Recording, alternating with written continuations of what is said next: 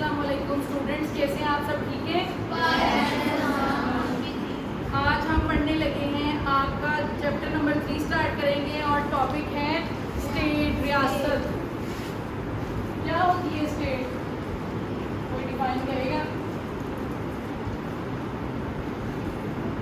आपको पता है कि रियासत का जो कॉन्सेप्ट है वो हज़ारों साल पहले हमने देखा कि कदीम रियासत का जो कॉन्सेप्ट है वो यूनानी दौर के अंदर यूनानी फिलोसफर्स ने, जिसके अंदर अफलातून और अरस्तू थे, उनसे हमें मिला जो बेसिक कॉन्सेप्ट था। ठीक है, मुझे अपनी बुक्स के अंदर भी जो प्लेटो था, अफलातून, उसने आइडियल स्टेट और आइडियल फिलोसफर किंग का कॉन्सेप्ट दिया अपनी बुक में दी रिपब्लिक।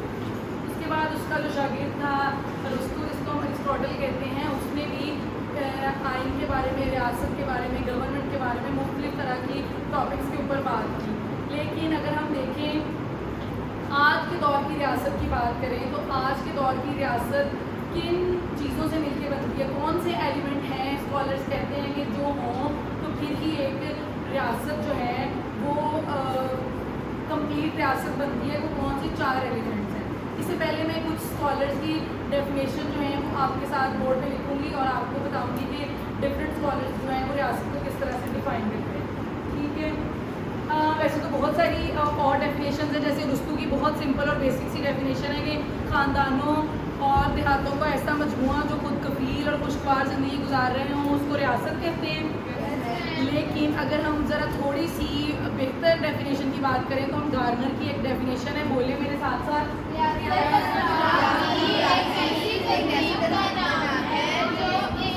रियासत एक बंदा बोले रियासत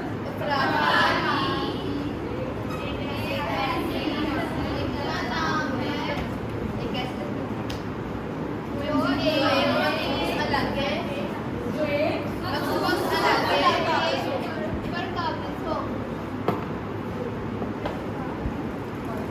आगे बैरूनी कंट्रोल से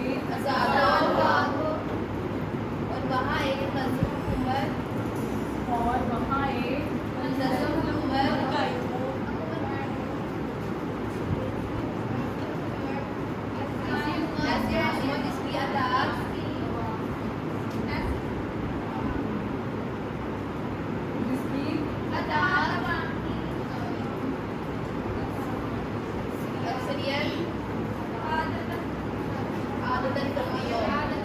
जिसकी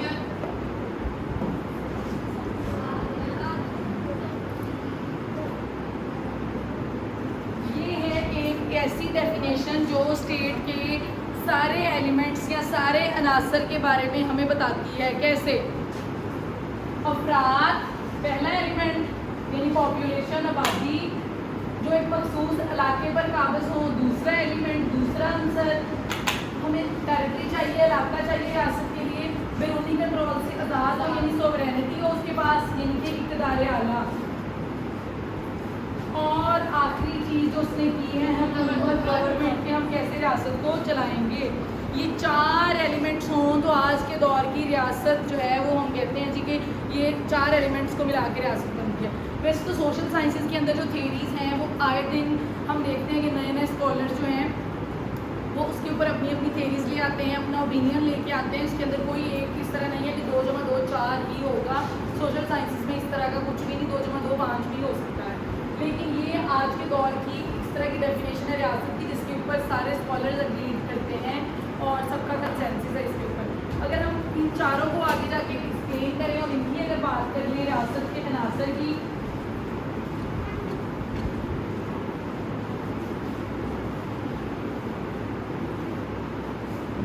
अंग्रेजी में कहूँ तो एलिमेंट्स ऑफ स्टेट और उर्दू में कहें तो अनासर। 4 अनासर है। सबसे पहला है जी आबादी। अब सवाल ये है कि आबादी कितनी होनी चाहिए। जब ये कॉन्सेप्ट बहुत पहले, जैसे मैंने कहा अफलातून और अरस्तू ने भी इसके ऊपर बात की है, तो अफलातून ने कह दिया उस ज़माने के हिसाब से कि 5040 यानी 5040 लोग हों तो मतलब एक रियासत के लिए इतने इनाफ है, इतनी पॉपुलेशन होगी। लेकिन बात यह है कि आज के दौर में जब हम रह रहे हैं और बहुत ज़्यादा पॉपुलेटेड हो चुकी है दुनिया, आबादी बहुत बढ़ चुकी है, तो आज के दौर के हिसाब से कितनी आबादी होनी चाहिए? तो फिर ये इसके बाद के दौर के हिसाब से हमें लगता है कि उस तरह का डिजिट नहीं है, कम उन्होंने बताया है। तो किसी भी मुल्क की आबादी जो है वो इस तरह से होनी चाहिए कि उसके जो सोर्सेज हैं या उसकी जो इकोनॉमिक सोर्सेज हैं, जो वसाइल हैं, उसके साथ कंपैटिबल होनी चाहिए, हम हंगी होनी चाहिए। ना तो ये हो कि रिसोर्सेज जो है वो आबादी बहुत ज़्यादा हो, रिसोर्सेज कम बढ़ जाए, इस तरह से भी नहीं होना चाहिए, ठीक है ना। हमने देखा है कि जैसे चाइना की एग्जांपल ले लेते हैं, जब उनकी आबादी पिछली सेंचुरी में बहुत बढ़ रही थी तो उन्होंने एक पॉलिसी लगा दी, वन चाइल्ड पॉलिसी, ताकि आबादी को कम कर सके, ठीक है ना। लेकिन पाकिस्तान के अंदर अनफॉर्चुनेटली आप देख रहे हैं कि आबादी बढ़ने का जो रुझान है वो बहुत तेज़ी के साथ जो है वो जो एल्गोरिथम या जो ग्राफ है वो बहुत तेज़ी के साथ ऊपर जा रहा है आबादी बढ़ने का। तो स्कॉलर्स कहते हैं आज के दौर में आबादी ना तो बहुत ज़्यादा होनी चाहिए वसाइल से, ना बहुत कम होनी चाहिए, क्योंकि अगर आबादी का रेशो कम भी हो जाए तो अभी मैं कुछ दिन पहले ही एक रिपोर्ट देख रही थी जिसमें ये था कि इटली के अंदर पिछले शायद 3 महीने से कोई भी बच्चा जो है वो पैदा नहीं हुआ, तो वो लोग दूसरे मुल्कों के लोगों को इनवाइट कर रहे हैं कि आप यहाँ पे आएँ यंग लोग, और ज़्यादा से ज़्यादा यानी हमारी जो पॉपुलेशन है उसको बढ़ाने में थोड़ा रोल प्ले करें। वजह इसकी क्या होती है, एक क्वेश्चन आता है ना कि क्यों, क्योंकि वहाँ पे बूढ़े लोगों की रेशो जो है वो बढ़ने लग जाती है, और जो यूथ हैं, जो यंग लोग हैं जिन्होंने पार्टिसिपेट करना है मुल्क की इकॉनमी में, इंफ्रास्ट्रक्चर इंस्टीट्यूशंस को चलाना है, लीड करना है, तो यंग लोगों की कमी होने लग जाती है एक पॉइंट पे आकर। तो इसीलिए फिर वो प्रमोट करते हैं कि लोग यहाँ पे जो है ना वो पॉपुलेशन को बढ़ाएं। तो दूसरा जो इम्पोर्टेंट एलिमेंट है वो है टेरिटरी, इलाका। इसको क्या कहते हैं, पॉपुलेशन। इलाके को क्या कहेंगे, तो कितनी टेरिटरी होनी चाहिए किसी रियासत की, कितनी टेरिटरी होनी चाहिए। अच्छा, अगर इसके नाते की बात करें तो ना ही आबादी के बगैर कोई रियासत मुकम्मल है और ना ही इलाके के बगैर। इलाका होगा तो फिर ही हम उस पर हुकूमत बनाएंगे, उस पर आबादी रह सकेगी ना। तो इलाका जो है वो बहुत मेजर और बेसिक एलिमेंट है किसी भी रियासत का। इलाका होगा या टेरिटरी होगी तो फिर ही रियासत वजूद में आ सकती है, ठीक है। बगैर इलाके के रियासत वजूद में नहीं आ सकती। तो हम देखते हैं कि आज के दौर में बहुत बड़ी बड़ी रियासतें भी हैं हमारे पास, और बहुत छोटी छोटी, जैसे कि आपकी बुक में उसने वेटिकन सिटी की मिसाल दी है कि वो एक छोटी सी स्टेट है वेटिकन सिटी, यूरोप के अंदर इटली के साथ एक बहुत छोटी सी स्टेट है। लेकिन अगर हम बात करें रशिया की, तो देखिए रशिया का इलाका मैप के ऊपर आप देखें इतनी बड़ी सी उनके पास जो है वो जोग्राफी, यानी उनके पास इतनी ज़्यादा लैंड है। इसी तरह अगर हम अपनी बात करें और हमारे कंपैरेटिवली इंडिया की बात करें, तो इंडिया का आप रकबा देखें मैप के ऊपर और हमारा देखें, तो कुछ स्टेट छोटी हैं, कुछ बड़ी हैं, लेकिन फिर वही बात है कि उतनी टेरिटरी होनी चाहिए जिसको कोई भी रियासत जो है वो कंट्रोल कर सके, इजीली एडमिनिस्टर कर सके, ठीक है। अभी उसने थोड़ी सी बात भी यहाँ पर की है कि रूस का रकबा करीबन 17.13 मिलियन मुरब्बा किलोमीटर है और चीन का रकबा 9.6 मिलियन मुरब्बा किलोमीटर है, ठीक है। छोटी रियासतें कमज़ोर होने की वजह से कहता हमेशा अपने आप को गैर महफूज ख्याल करती हैं और बड़ी रियासतों के रहमो करम पर होती हैं। बहरहाल इतनी छोटी रियासत भी ना हो कि वो अपनी हैसियत ही बरकरार ना रह सके, बहुत छोटी भी रियासत नहीं होनी चाहिए। अब हम अगले और तीसरे बहुत ही इम्पोर्टेंट किस्म के एलिमेंट की तरफ चलते हैं, हुकूमत, गवर्नमेंट। अगर गवर्नमेंट नहीं होगी तो रियासत को चलाएंगे कैसे, कवानीन कौन बनाएगा, इम्प्लीमेंट कौन करेगा। अगर किसी के साथ ज्यादती हो जाती है तो उसको उसकी चीज़ों को कौन सॉर्ट करा के देगा, उसके मसले को कौन हल करा के देगा। उसके लिए रियासत के अंदर मौजूद होती है गवर्नमेंट, मौजूद होती है हर जगह पे। गवर्नमेंट के खुद अपने कितने जो है वो आगे सब कैटेगरीज कह लें या सब अदारे किस तरह के होते हैं जो कि रियासत को चलाते हैं। लेजिस्लेशन कहते हैं। ये कौन होती हैं, ये वो होती हैं जो हमारे लिए कानून साजी करती हैं, कानून बनाती हैं हमारे लिए। कहाँ बैठ के, पार्लियामेंट में बैठ के। जिसको पाकिस्तान के अंदर पार्लियामेंट कितने हाउसेस पे मुश्तमिल है, दो हाउसेस के ऊपर। पाकिस्तान की गणना जो है वो जिसको 2 हाउसेस पे, उसको कहेंगे 2 ईवानों पर या 2 हाउसेस पर मुश्तमिल है। एक का नाम है नेशनल असेंबली और एक का नाम है सेनेट। पार्लियामेंट जो है पाकिस्तान के अंदर 2 ईवानों पर मुश्तमिल है, आगे जाके बहुत डिटेल में पढ़ाऊंगी। नेशनल असेंबली और सेनेट। नेशनल असेंबली की टोटल पाकिस्तान के अंदर 342 सीट्स हैं, सेनेट की 104 सीट्स हैं। यहाँ पर जो सीटें हैं असेंबली के अंदर जहाँ कानून साजी होती है आप पूछेंगे पूरे पाकिस्तान से लोग यहाँ पर कैसे जाके बैठते हैं, तो इलेक्शन के थ्रू, डायरेक्ट इलेक्शन के थ्रू। अभी अभी इसी साल के शुरू में फरवरी में एक इलेक्शन हुआ, जनरल इलेक्शन फरवरी 2024 में। 8 फरवरी को आपके पेरेंट्स ने तो वोट कास्ट किया होगा ना वहाँ पे। वो वोट जो 2 तरह का वोट वहाँ पे डाला, चलिए वो भी मैं आपको बताती चलूँ। आपने देखा होगा, आप कहती होंगी कि 2 वोट है, एक ग्रीन वोट था और एक वाइट वोट था, ऐसे ही है। आपके पेरेंट्स ने करा के कहा होगा एक बड़ा वोट है और एक छोटा वोट है, ऐसे ही है। जो बड़े वाला वोट था वो यहाँ डाला था नेशनल असेंबली के मेंबर को, जिसको डायरेक्टली हमने इस मुल्क की आवाम ने वोट दिया है, डायरेक्टली उसको चूज करना है। और वो जो जाके वहाँ पे बैठेगा उसको हम कहते हैं MN। आपने सुना होगा कि इस इलाके में फलाना बंदा MNA है, शहबाज बाबर MNA है, कोई भी बंदा MNA है, या हाफिज मुमताज MNA के इलेक्शन पे खड़ा था ना NA 98 में, ऐसे ही है। तो MNA member of national assembly, ये नेशनल असेंबली के आप में MNA के इलेक्शन पे खड़ा है, वो फलाना बंदा MNA, इट मीन्स ये मेंबर ऑफ नेशनल असेंबली। फिर आपने एक वर्ड और सुना होगा, MBA के इलेक्शन में खड़ा है। तो पाकिस्तान क्योंकि वफाक की रियासत है, वफाक के ऊपर हमारा पार्लियामेंट नहीं, जो हमारी नेशनल असेंबली वो ये है, लेकिन हर सूबे के अंदर एक एक असेंबली मौजूद है। और जो सूबे की असेंबली के लिए इलेक्शन पे खड़ा है उसको कहते हैं कि ये MPA के इलेक्शन पे खड़ा है। प्रोविंस किसको कहते हैं? सूबे को कहते हैं। तो सूबे की जो असेंबली है उसको प्रोविंशियल असेंबली कहते हैं। जो उसके इलेक्शन पे खड़ा है उसको कहते हैं मेंबर ऑफ प्रोविंशियल असेंबली। इस हल्के में अभी आजकल जो आपको पता है BP 104 में आरिफ गिल है, BP 104 में एक और है, क्या नाम उसका, राव काशिफ के नाम तो सुने ना पोस्टर में। वो सारे क्या हैं? MPA हैं, पंजाब की असेंबली के मेंबर्स हैं। कुछ समझ आई है? सारे कौन है? आपकी मुकन्ना है, आपकी मुकन्ना है, आपके लिए कानून साजी का काम करेंगे पार्लियामेंट में बैठ के। हुकूमत के अंदर अब आप मुझे मतलब आप पूछेंगे हुकूमत में वो क्या करते हैं, तो हुकूमत में वो मुकन्ना में बैठे हैं, पार्लियामेंट में बैठे हैं मेरे और आपके लिए कानून साजी का काम करने के लिए। मैंने और आपने अपने वोटों से उनको वहाँ पे भेजा है, ठीक है।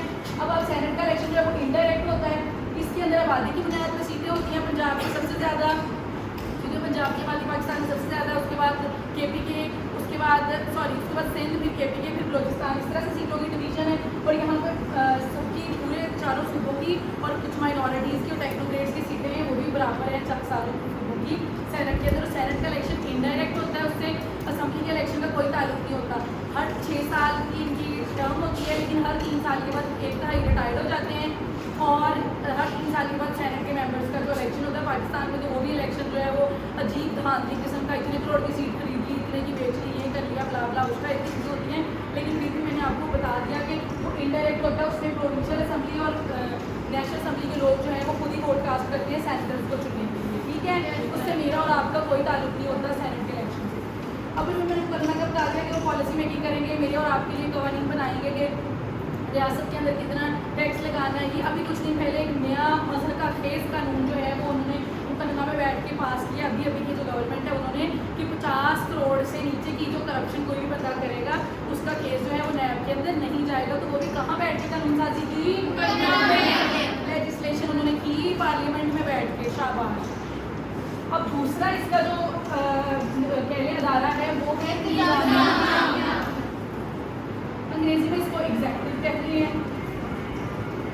एग्जेक्टिव उन्हीं कवानीन को लागू कराता है, इम्प्लीमेंट कराता है, नाफिज कराता है अदारों के अंदर। इंतजामिया भी 2 तरह की होती है, एक वो इंतजामिया जो गवर्नमेंट की यानी इंतजामिया होती है, जैसे अपनी कैबिनेट है, काबीना है वज़ीर आज़म की, जिसमें मिनिस्टर्स हैं, फर्ज करें सेहत का मिनिस्टर है, तालीम का मिनिस्टर है, माहौलियात का मिनिस्टर है, ज़राअत का मिनिस्टर है, रेलवे का मिनिस्टर है, ठीक है ना। वो सारे के सारे लोग इंतजामिया का हिस्सा हैं, उन्होंने उन्हीं पॉलिसीज़ को जो गवर्नमेंट ने हम सरकार बनाई है उनको इम्प्लीमेंट कराना है, ऐसे ही है। और इंतजामिया भी 2 तरह की आप आगे जाके मैं आपको पढ़ाऊँगी। एक वो इंतजामिया होती है जो 5 साल के बाद टर्नओवर बदला तो नया MNA नया मतलब मिनिस्टर आ गया, ठीक है। लेकिन एक वो इंतजामिया होती है जो पूरी लाइफ के लिए सिविल सर्वेंट्स, जो हमें पता है कि सेक्रेटरी हैं, असिस्टेंट कमिश्नर है, कमिश्नर है, डिप्टी कमिश्नर है, वो जो पूरी लाइफ अपनी जो है वो यानी सिविल सर्वेंट्स जिनको हम कहते हैं, वो भी इंतजामिया के अंदर रहते हैं और इंतजामिया के अंदर मेजर रोल प्ले करते हैं। तीसरा जो एक इम्पॉर्टेंट किस्म का अदारा है उसको क्या कहते हैं? अगर तो मैं अदलिया ऊपर लिख देती, एक बहुत ही इम्पॉर्टेंट एक अदारा है जो इंसाफ मुहैया करेगा आवाम को, यानी आवाम के मसाइल, यानी किसी के साथ आपकी किसी भी किस्म की हर तरह की कोर्ट्स बनी हुई हैं, क्रिमिनल कोर्ट्स भी हैं, फैमिली कोर्ट्स भी हैं, सिविल कोर्ट्स भी हैं, आपके मसाइल के अकॉर्डिंग कोर्ट्स बनी हुई हैं और वो आपको इंसाफ दिलाएंगी और कुछ कुछ जगहों पे कवानीन की इंटरप्रिटेशन भी करती हैं। अब आखिरी जो चीज़ है इस तनासर के अंदर वो है इक़्तिदार आला। अंग्रेजी में इसको क्या कहेंगे? सोवरेनिटी। सोवरेनिटी क्या होती है? सुप्रीम इक़्तिदार, यानी पावर आला, सबसे सुप्रीम पावर, यानी आपके ऊपर किसी का कोई किसी किस्म का कोई ऑर्डर, कोई दबाव नहीं है। आपने यानी रियासत ने हुक्म लगाना है। दो तरह का इक़्तिदार आला है, एक अंदरूनी इंटरनल और एक एक्सटर्नल, यानी रियासत के अंदर अपने बाशिंदों पर, अपनी आवाम पर, और एक वो वाला जो दूसरी गवर्नमेंट्स के साथ या बाहर के मुल्कों के साथ जो हम अपने रिलेशन बनाते हैं कि वहाँ पर तो कोई आपकी सोवरेनिटी को या आपके इक़्तिदार आला को पामाल तो नहीं कर रहा, क्या बात है? ठीक है, आपकी सोवरेनिटी को कोई पामाल तो नहीं कर रहा। जैसे बहुत दफ़ा हम देखते हैं कि फलानी अमेरिका ने फलानी जगह पे अटैक कर दिया, उनकी हम न्यूज़पेपर में देख रहे होते हैं कि उनकी सोवरेनिटी को हिट कर दिया। सोवरेनिटी यानी आपकी सुप्रीम पावर के सारे इख्तियारात आपके पास हैं, आपके पास डिसीजन मेकिंग की पावर है। आप अंदर स्टेट के या स्टेट के बाहर दूसरी रियासतों के साथ जो चाहें फैसला लें, जो चाहें चीज़ें करें। ठीक है, तो पाकिस्तान के बारे में ये मैं सवाल आपसे नहीं करूँगी कि पाकिस्तान पूरी तरह सॉवरन है या नहीं, वो आपने खुद अपना ओपिनियन बनाना है। ठीक है, दाखिली और खारजी दो तरह का है, दोनों मैंने आपको बता दिया है। अब उसके बाद जो अगला टॉपिक है रियासत की तख्लीक के बारे में नज़रियात। अब मुख्तलिफ तरह की जो है वो इसके बारे में नज़रियात हैं, लेकिन वो मैं नेक्स्ट क्लास में इंशाल्लाह आपको पढ़ाऊँगी। ठीक है, वो नज़रियात जो हैं वो हर किसी की अपनी अपनी हर स्कॉलर ने थ्योरी दी। किसी ने कहा रियासत जो है वो कुव्वत और जबर के नतीजे में हमें देखने को मिली, फिर किसी ने कहा कि ये खुदा ने यानी डिवाइन पावर ने इसको बना दिया, और मुख्तलिफ तरह की थियरीज है। लेकिन जो सबसे इम्पॉर्टेंट है जिसको सब मानते हैं वो है social contract theory. Social contract theory के आगे मैं 3 स्कॉलर्स आपको पढ़ाऊँगी, जीन जैकब्स रूसो है, बल्कि सबसे पहले हम पढ़ेंगे टॉमस हॉब्स को, फिर जॉन लॉक को पढ़ेंगे, फिर जीन जैकब्स रूसो को पढ़ेंगे। उन तीनों के क्या ख्यालात हैं सोशल कॉन्ट्रैक्ट थ्योरी के बारे में कि इंसान जब जंगलों कारों में रहता था तो उसको ऐसी क्या ज़रूरत आ पड़ी कि उसको रियासत जो है वो रियासत का एवोल्यूशन हुआ और कैसे रियासत बनी, कहाँ से ओरिजिनेट हुई, ये मैं अगली क्लास में इंशाल्लाह आपको पढ़ाऊँगी। ठीक है।